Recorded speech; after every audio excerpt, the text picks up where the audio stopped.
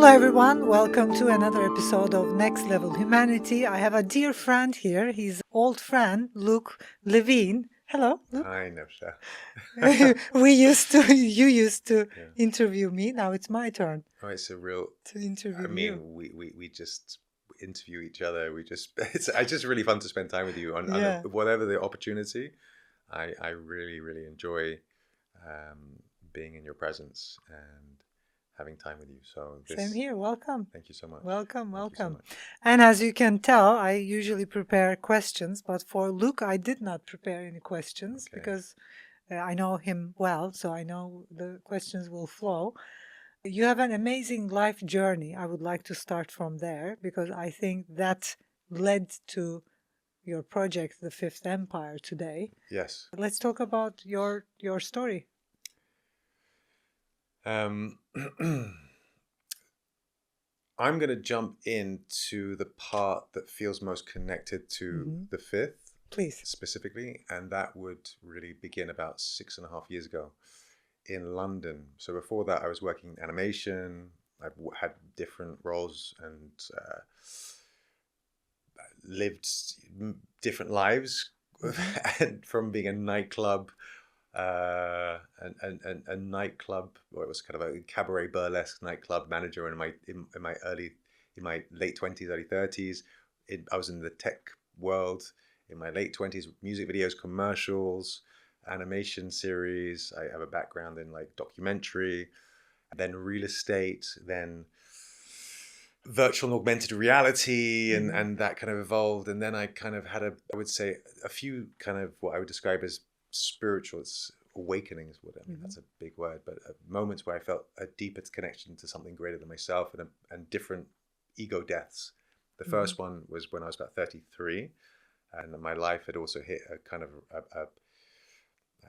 I would say it was one of my darker moments in my life, because I kind of was going through, I would say, depression, or kind of felt very lost. And at that time, I worked with plant medicine, ayahuasca, and that was a massive revelation to me because it broke something open and it gave me an insight into a world greater than my own personal self. And I could see a greater purpose to connection and relationships. And that led to a very deep process of healing that then brought me into the wisdom of Kabbalah. And I started studying Kabbalah. It was something that came in. I felt very called to explore it. I knew nothing about it. And I journeyed with this study and this wisdom on and off. Tentatively for many years, because I was like, what is this about? I wasn't sure. I was always a bit like, because I wasn't sure what I heard about it felt, I was always a bit concerned, and my parents were like, what are you studying? And they had a label around it. So, conditioning. Conditioning. We do have conditioning around most spiritual practices, I guess. Yeah. And that was really strong. And I was very cautious to kind of go further, explore it, because I was afraid of maybe it was a cult, or maybe I was getting pulled into something. But something in my soul was like, trust this and keep moving. And even if you don't understand anything, just trust what you're connecting to. And then about 6.5 years ago, I had a profound breakthrough with this wisdom, which allowed me to really tap into the foundational light that it was connected to. Just beautiful, just pure light, pure bliss, pure connection through this study, this practice. And that was a huge awakening and revelation, where I was living in London. I was engaged. I was working in real estate, innovation technology for real estate. We were in Notting Hill. And my relationship was kind of ending because I was feeling like I was coming to the end of a life cycle. An era. And then it was the beginning of a new one, which kind of, I got a very strong vision about what my life should be and what my path should be, which at the time, 6.5 years ago, was completely overwhelming because I couldn't relate to it, even though it was very clear. I was like, there's no way I can walk that. That's so far away from who I was. And yet the intuition was so strong, I surrendered to it. And I left London. I went to live in the woods. I deepened into meditation, into the study, and this kind of really started to cleanse and deepen and really trust what the guidance was. And that took me halfway around the world to meet different teachers, working with different teachers from different disciplines, to understand, to learn more, to connect more, to get more clarity on what my intuition was saying, even though my intellect was almost going against the innate feeling. And that conflict was quite overwhelming, because there's not very many people that you can kind of give you that clarity when you're getting a very clear message from your soul. If I speak to my soul, my truth, my heart, and then the mind is reacting to it because it's afraid of the deconstruction of the self when you would embark on that type of journey. Yeah, for me, it kind of feels like breaking through the conditioning. Breaking through the conditioning of the world, breaking through the personality the world asks you to be, and then breaking through that and becoming an individual, choosing your individuality instead of the persona. Which is the mask. Which is amazing. The mask, the totally, persona, totally. Yeah. But because you don't know because the world is, you're wearing a mask. Yeah, because the world is demanding something, and we have all these personas, and people do not even recognize that, and then we crash, we go through a breakdown. Yeah. Most of us. Yeah. And then how long did it take you from that breakdown to going in the woods? 6.5 years ago? Yeah, going in the woods and going on a journey where you journey towards yourself, your identity, your true self. The beauty of this was because I was working very closely with this wisdom. On the outside, people were like, well, what's going on with your life? It looks like everything's falling apart. On the inside, because I started to listen to the guidance and I just deepened into this practice that was very clearly connected to light for me, I was just like, wow, this feels so true. Rebirth. Yeah, I was like, well, I'm just going to keep walking this way because it's the deepest feeling of truth that I've known, and I can't understand it. And my true self is and I was rebirthing my true self. I'm gonna follow this and just keep following this, and we'll see what happens. Because if it feels it was late true, 20s, right? No, this was late. I was 39 when this happened. Okay. I'm 45 now. This was like 39. Like my parents, like, what's going? People, and I come from a very conservative background. I went to a very public school. It's a very, so I grew up in a very conditioned environment. So what I was essentially doing was completely going against or deconstructing everything that I had been conditioned to know or learned about myself, what is right and wrong, which is, it's really terrifying. And also a lot of judgment. Like I received so much judgment, and if I was to kind of believe it, but what you had in was so strong. But the feeling was just like, but trust this, you've never known this, and the alternative is it feels like you're going, it's not you. You have to listen to your truth. You have to listen to the truth and tune into this, and that guides you to something beyond anything that we can imagine. Yeah, I can fully relate that because we have similar backgrounds, similar experiences like you. I'm coming from a very conditioned and also classic, Turkish family, and the exact same thing happened to me when I was 29. And with me, it was an engagement. It was a divorce with a 1-year-old, 1.5-year-old. So even my ex-husband, when we were divorcing, he was telling the court she went mad because I was this, I was just saying no to that conditioning of that proper lady, which was a businesswoman leading, working with him at a TV station and all that, and I was like, no, I'm not this. I don't want this life anymore. And I was meditating the whole day. I was in flip-flops the whole day. People thought I was going mad. And the reason why I'm saying the persona and it's kind of like that personality the world is demanding from us dies, and then identity gets reborn again. So I see that happen to you as well. And for me, it lasted around 3 to 4 years. So that's why It's usually is around 3 to 4 years. Takes a couple of years, and it does look like you're going. I don't want to use the word mad, but you are. Well, the deconditioning in the conditioning world, because you're breaking free of the constructs. You're trying to find true freedom, and this massive what is true freedom? What does it mean? Like, it's such a profound concept, but at least for the self to say, the container that's holding me can no longer hold the truth of who I am and what wants to emerge. Yeah. And I no longer subscribe to this societal structure. I don't believe in it. Yeah, I there must be more than this. Can't. And I look at the world, and I don't.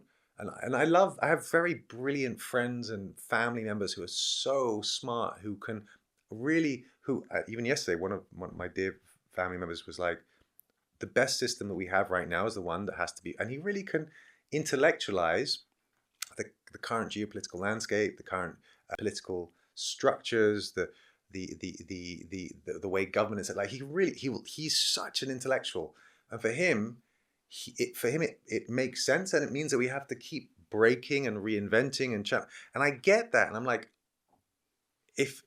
but equally, I can't negate from my lens that there is a level of suffering or conflict or chaos in the world that through my teaching and my learning can be transcended. It can be removed. We can transform it. Now the question is, I know for you're quite hardcore about it. You're like, there's a few leaders, and most people are followers, and most people won't achieve that.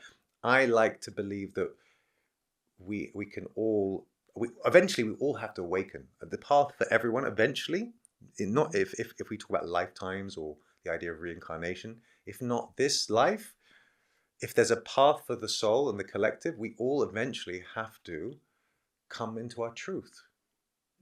Now that's I think that is a subject matter. You've got a lot to say about this. No, not a lot.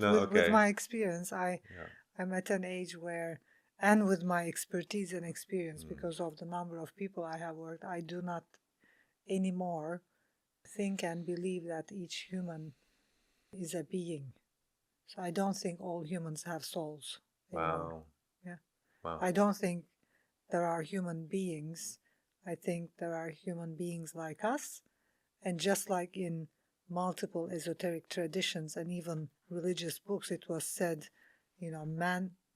man born from man and man born from God. And I can now see it. It's like there are men connect, like soulful human beings, and then there are humans just like rocks or animals, or it's like I don't see the whole humanity having consciousness.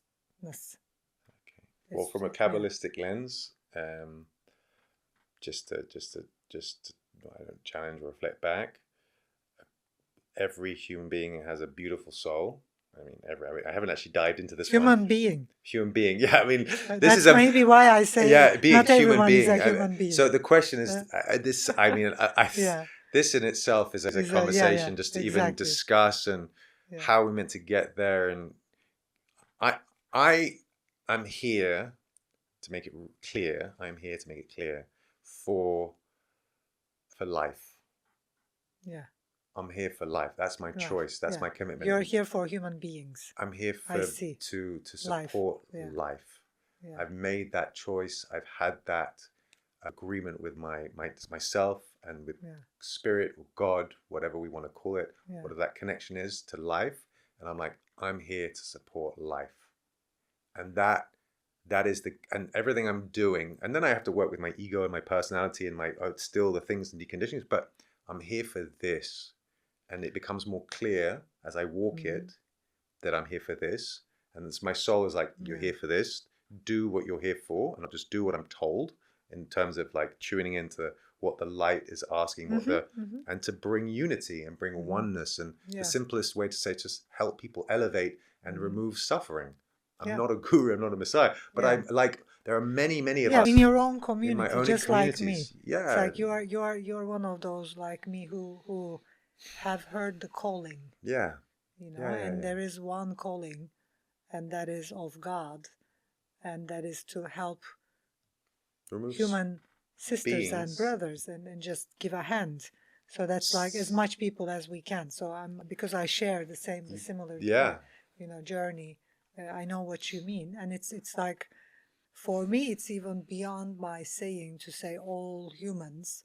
It's like, in my space, the humans, I can touch and reflect light in my space, and that's our calling. It's like, and then the rest, the ones who I don't interfere with, I don't know yet what's happening with those, but I am responsible for those who I am connecting with in my space. For sure. And I think we are the ones who have heard that calling, and I think each individual.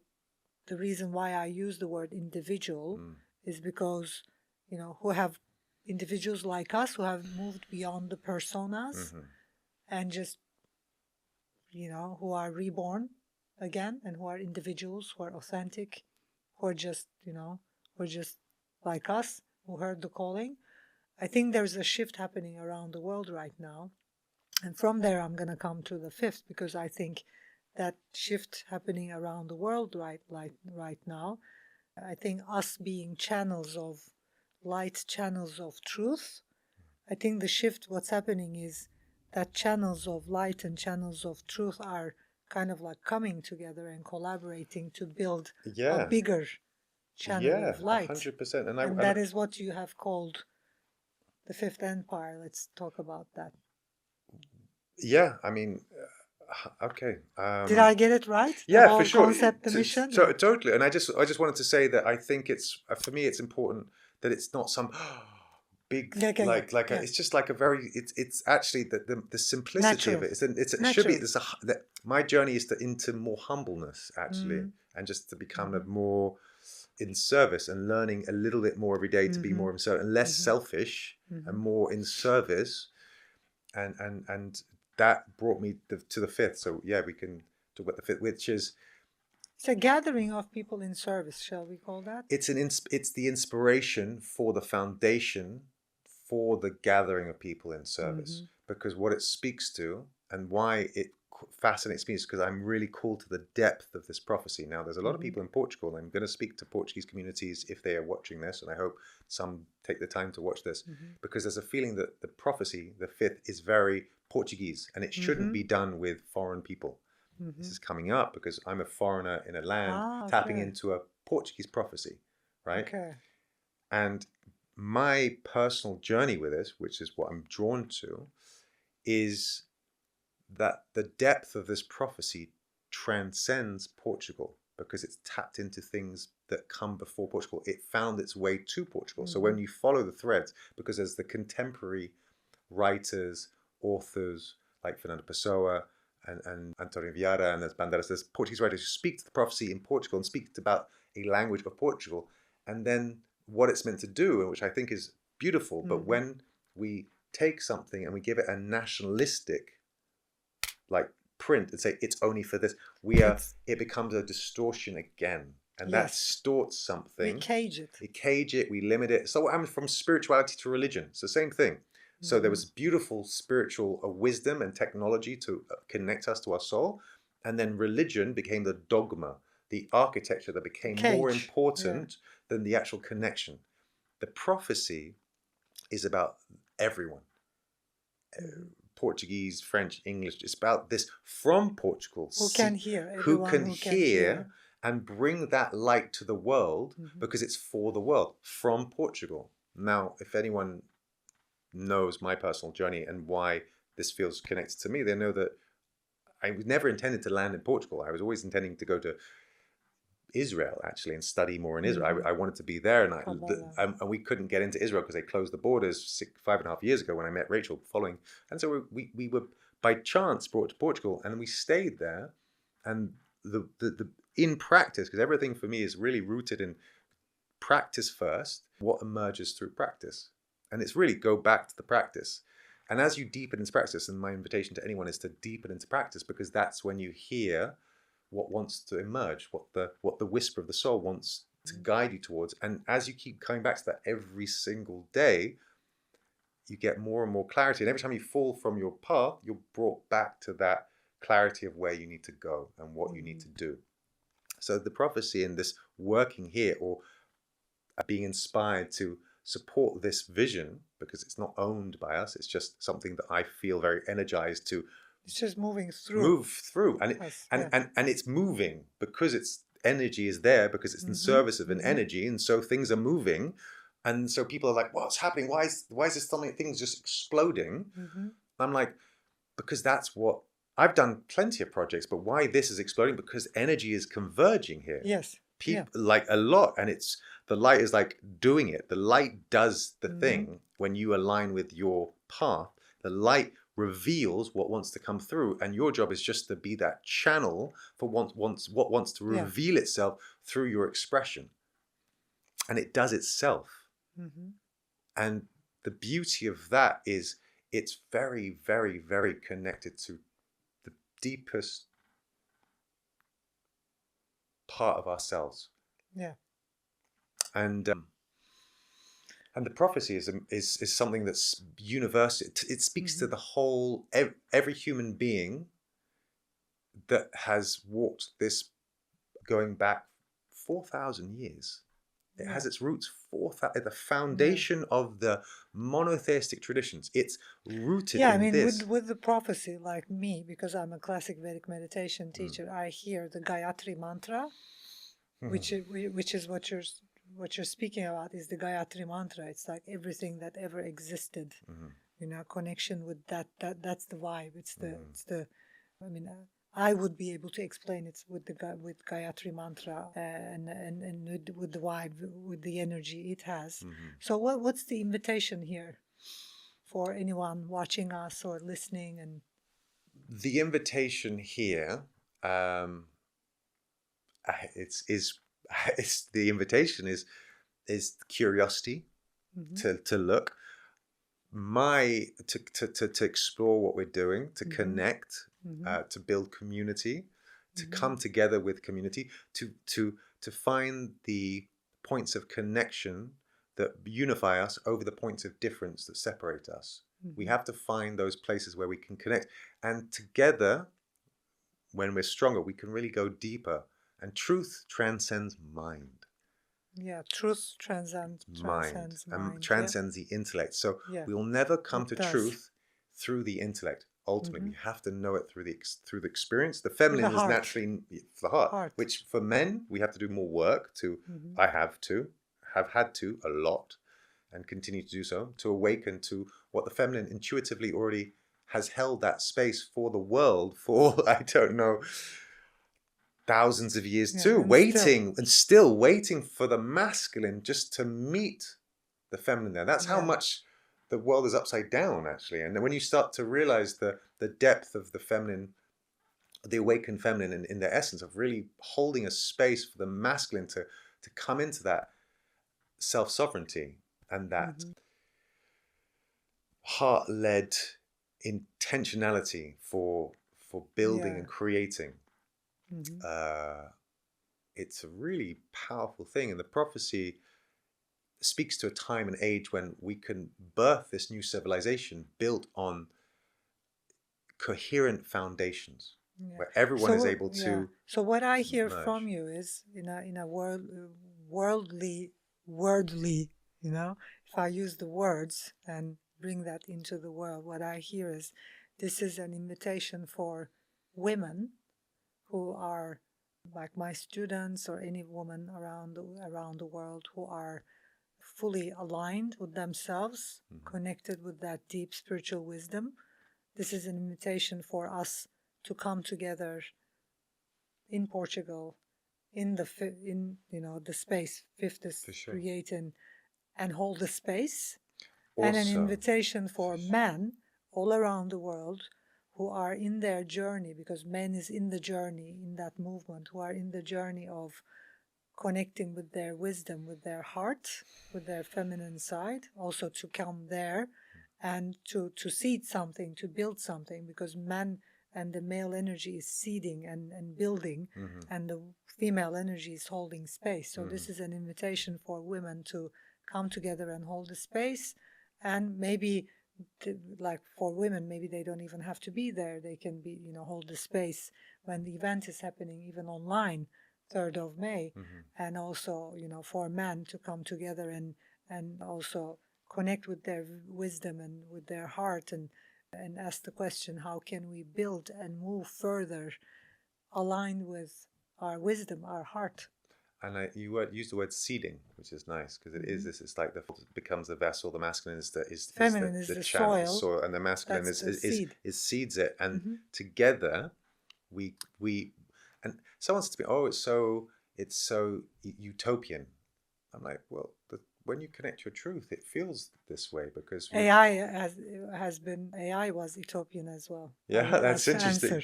I would answer. AI was utopian, and robotics were utopian, and where the world will be in 20 years, if we don't learn to align ourselves, like stay aligned with ourselves. We have been watching those movies, end of the world movies, which were utopian many years ago. It is happening right now. We don't even know what's going to happen in 10 years' time. If the masculine energy goes this fast, the whole war and technology and everything, humans might not even exist in 10 years' time. So it's kind of 100%. Like if people say utopian, okay, AI was utopian 30 years ago. Internet was utopian, 100%. 50 years ago. So of course this sounds utopian. It's 100%. Yeah. I mean, listen, I don't know why it's utopian when we're all so dissatisfied with the way things are unfolding in the world. I mean, why would we not dream of a future without suffering and chaos? Why can we not strive to build? Why do we have to be I don't consent to what I'm seeing in the world. I just don't. I'm like, no, I'm not going to be like, that's the reality. You just have to accept it. I'm like, no, I get to choose how I create my reality and how I build reality. I am sovereign. I have that kind of, and when I tune into what the spirit wants, it asks for something else. And then you tune into the wisdom teachings, you go into all the great sages, all the prophets, all the teachings, every true spiritual discipline. And it speaks about a world that is not governed by chaos. That isn't governed. Yeah, and I think the most important thing here is for anyone watching us as well, and for us as well, like to understand that, like, for example, I can give an example about my life and how I experience. Like, I live that life right now. Like, the way I know about, for example, war is not with experience. I don't have war in my life. I don't. It's kind of like watching a movie. When I watch the news, it's as if I'm watching a movie, because that's not in my experience. So I have, in my life, I have created that peaceful, balanced environment in my family, in business, in this podcast studio, with my relationships. It's like there isn't that energy in my life anymore. Because of who I am and what I'm reflecting in my world. So, this is what I meant by holding my space and knowing that I am bringing that light and that wisdom in my life. So wherever I am, it be either a workshop, retreat. That's why people come to my retreats, to experience that, unconditional, peaceful energy, because that is who I am. And that is limited to my space, And there, at the back of my head, somewhere, at the other side of the world, people are fighting and killing each other. That's not my reality. My job and my responsibility is transforming this reality, and I am doing it every single day and every moment. And that's what I meant by us who hear the calling and who work on ourselves. We are transforming our reality. And if the number of people who hear this calling, gets to a level, and if we come together, and that's how I feel about the Fifth Empire and the prophecy, and if we keep on, holding that space and supporting each other, to expand that space, yes, at one point, that could just dissolve, It's not real for me anyway. It's like that's like harsh energy. People, that's not even in my that's not in my reality. And in our reality, like, I know how you live and your experience, your relationships, the world you created in Lisbon, and so it's like we already did that. We did that. We created a life of peace. We created a life of tranquility and wisdom. And so it's like now the only thing that needs to happen is increase that number. And I'm doing it consciously by helping more and more women to, connect with themselves, transform, be the channel, so their environments can transform and their environments can transform. And this is how it's going to happen. My desire with this prophecy also, because of what it's tapped into, is to even open up the conversation, because at the root, for me personally, through my personal exploration and the levels and layers, as we kind of strip back all the dimensions to where this is sitting, we find ourselves back at the foundation of the Abrahamic teachings. And at at the core of it, Abraham was the father of all of the three main monotheistic religions that govern the West. And that his expression was compassion. His essence was pure compassion, pure mercy, pure kindness, pure. And every one of the three main religions, Judaism, Christianity, and Islam, have its roots there.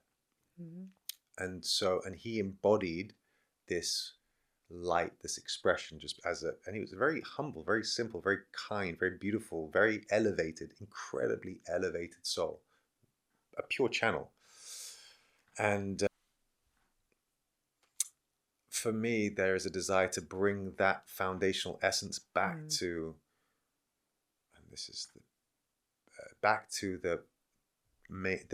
to really infuse that back into the conversation of the main religions, because ultimately, without the Abrahamic values and traditions, it nullifies everything else. So we have to find a way back and have to come back to that core foundational principle to bring unity back to what otherwise spirituality. It's core spirituality that has to be awakened in all the religions. And for that to happen, we, in my opinion, it's time to let go of the whole religion concept, which is already happening around the world. I think religion died many years ago. It's just trying to hold on to something that's not even real. It's kind of like, AI is literally, killing most jobs around the world, and people are trying to hold on to it. But in 10 years' time, we're going to even forget about it. So that already happened. And we're leaving that behind. So I think that's why the fifth, is now being born today, and people are gathering together, and this is happening because a new spirituality, but it points to the future. True spirituality is being born now. It's a free way of being, like free spirituality. Sure. And bringing that coherence into everything that we do, be it, and specifically technology. We talked about coherence in AI being the foundation for how we're meant to build, because when we are ourselves moving from an incoherent space, everything that we build is modeled or mirrored on that foundational principle.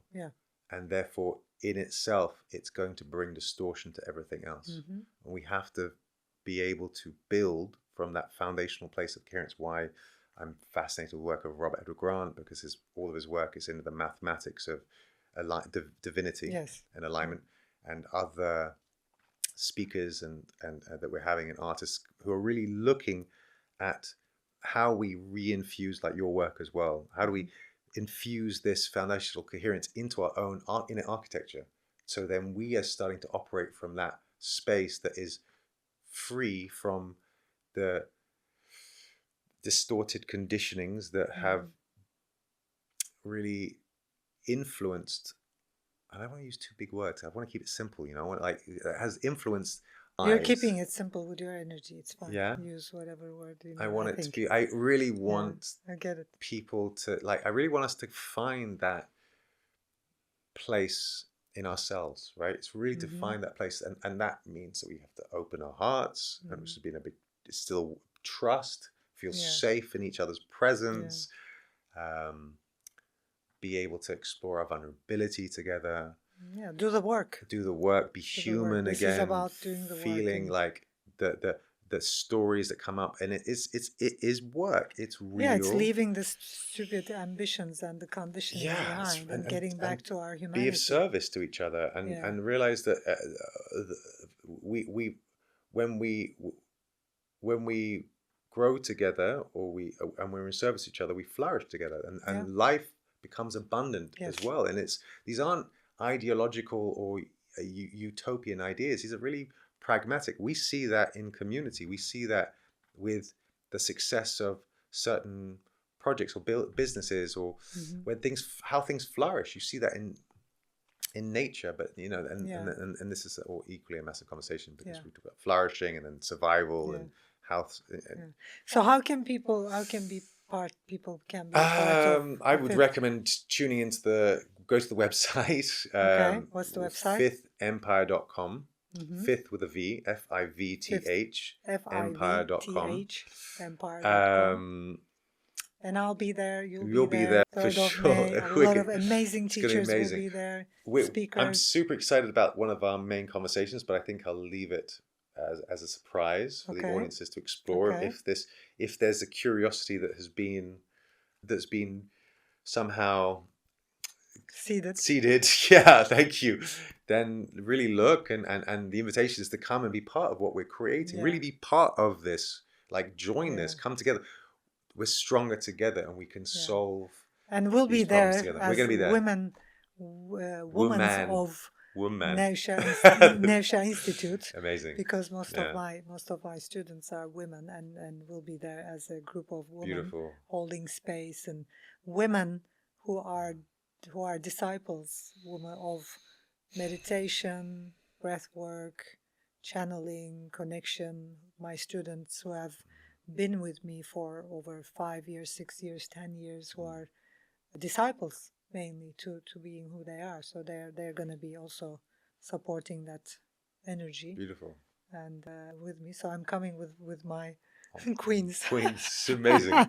We need those. We need those, because we're still at the seed of something, right? And this is still the inception. So we're pregnant with this vision. We are. We're pregnant with it, and we want to. Happening. And as we're pregnant with it, it's still that early stage, and you have to really nurture it because we want to birth something that's going to be the antidote and the disruptor of. I don't want to say disruptor. I want to say the antidote, the safe space. Actually, I want to talk in the word like it's home. Home, safe space. Safe, where we can all just relax and breathe into this safety in this container which has been promised. Go back to the womb. Go back to the egg. It's the womb we're building the womb for humanity to rebirth itself into a new civilization, and creating that container where people can really find themselves, to come back, really find themselves, and feel safe to express and explore and shed the layers, knowing that they're held, and knowing that they are supported by a foundational light that can hold them at the deepest parts of themselves, and that we're here moving from a place where we want to bring this light to the world together. Yeah. Come join us. Yeah. Thanks, Luke. Thank you very much, Nevşehir. Yeah, I enjoyed every moment of our conversation, as always. Very valuable, meaningful. Yeah. Thanks to everyone who's watching, listening to us on Spotify, and I'll see you in the next episode. Bye for now.